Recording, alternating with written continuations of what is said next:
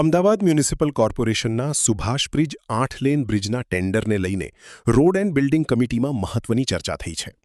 Bridge માટે અગાઉના tender કરતાં અંદાજે 5 કરોડનો વધારો કરીને કુલ 2041 કરોડનું ટેન્ડર રજૂ કરવામાં આવ્યું છે. કમિટીમાં કન્સલ્ટન્ટની ફી પર જીએસટી ગણતરીને લઈને પણ વિસંગતતા સામે આવી છે. રોડ એન્ડ બિલ્ડિંગ કમિટીના ચેરમેન જૈનિક વકીલે જણાવ્યું કે કોર્પોરેશનમાં કન્સલ્ટન્ટની ફી પર જીએસટી લાગતો નથી, છતાં જૂના ટેન્ડરમાં જીએસટીનો સમાવેશ કરવામાં આવ્યો હતો.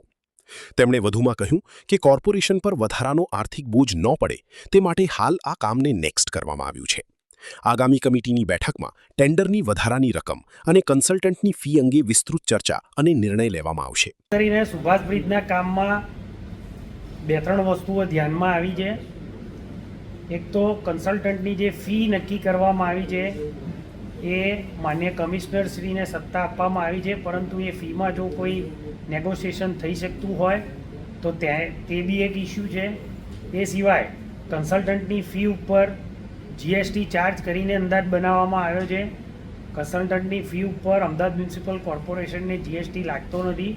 લગભગ 3 થી 4 કરોડ જેટલી માતબર રકમ છે, માટે એ પણ એક કારણ છે. આ ઉપરાંત જો કોઈ આઇટમ એસઓઆરની બહારની આઇટમ હોય તો તેમાં જીએસટી તેમજ જો વેટ એપ્લિકેબલ થતું હોય 2017 પહેલાંની હોય તો વેટ અને 2017 પછીનો એસઓઆર અથવા તો કોઈ જુદા સર્ક્યુલરમાંથી લીધેલી આઇટમ હોય તો તેની પર વેટ જીએસટી એ નીકાળવો પડતો હોય છે.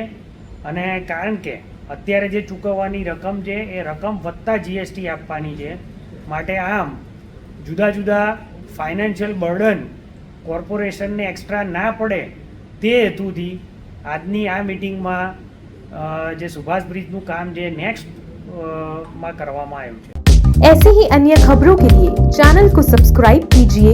खबरों का नोटिफिकेशन पाने के लिए बेल आइकॉन को जरूर दबाएं.